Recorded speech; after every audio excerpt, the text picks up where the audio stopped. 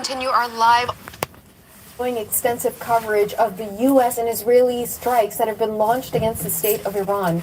Multiple explosions have been reported right across the country, including in the capital, Tehran, with the potential attack on the residence of the country's supreme leader.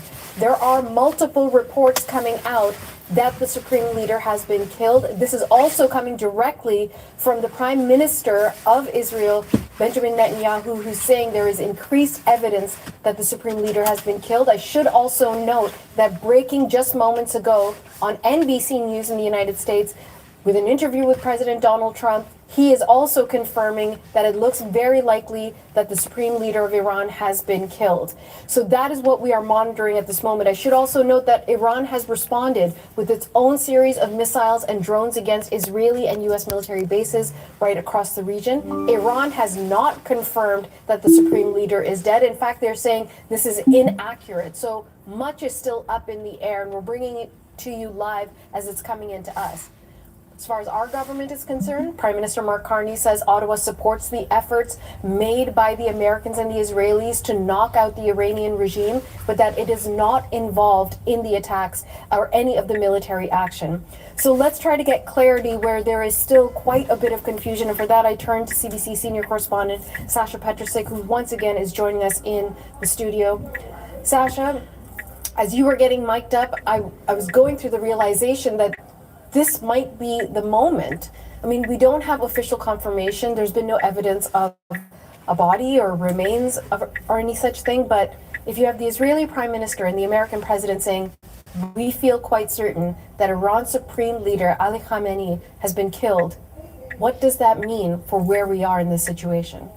Well, that has been their goal, and let's keep in mind that as far as the United States and Israel is concerned, this is what they would want to see. So we're hearing this from people who have been very much hoping for, as Netanyahu says, the death of the tyrant Khamenei. So, Israel has long declared that Iran is its greatest enemy in the Middle East, and that the current regime is what it would like to see erased.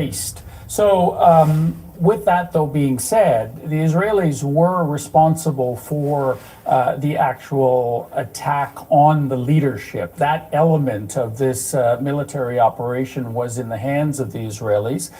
They've been doing things like this for months and years now, so they have experience. We've been told by Israeli officials that that this was actually a targeting of 5 to 10 of the top leadership in the middle of Tehran, and now at the same time, Iranian officials are saying that that is not true, that he is safe and sound. Those are their words, and Iranian news agencies.